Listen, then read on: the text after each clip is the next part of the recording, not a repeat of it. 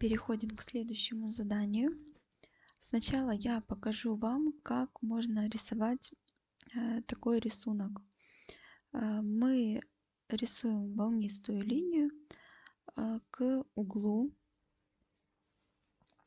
и потом от нее начинаем прорисовывать другие такие же волны.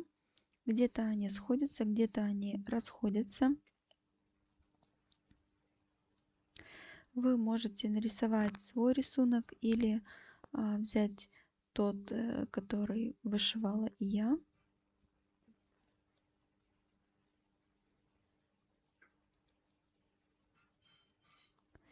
Где-то, как вы видите, уже у меня идут волны, где-то шире.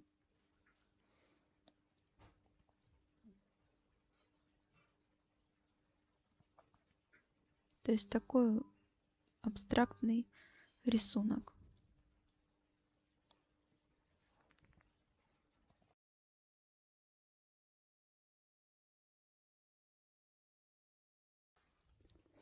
Когда рисунок прорисован на бумаге, можно приблизительно разложить пайетки, бусинки и посмотреть, как может выглядеть потом вышивка у нас уже в работе.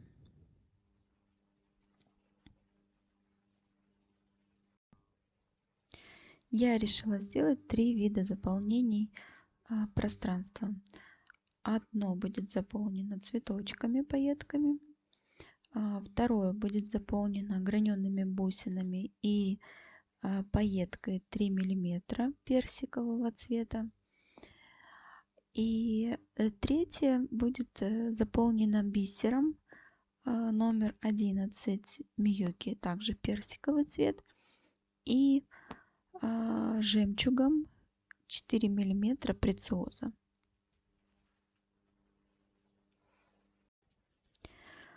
Также в некоторых местах я еще добавлю стразы в цапах или шатоны, да, мы их еще называем, для того, чтобы появились некоторые акценты и блеск.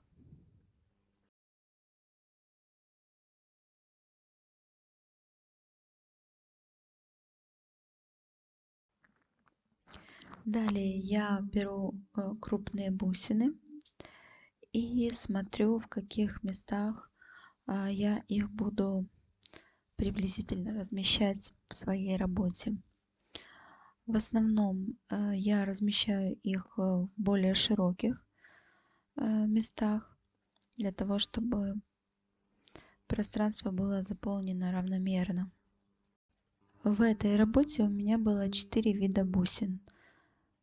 Самая крупная 10 мм и остальные 8, 6, 4.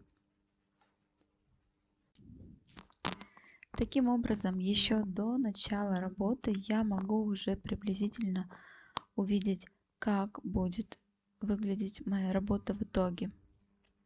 Конечно, это еще не конечный результат, но приблизительно уже что-то становится понятно, когда мы из головы начинаем это переносить на бумагу и хоть немного выкладывать в фурнитуру и смотреть, как это будет.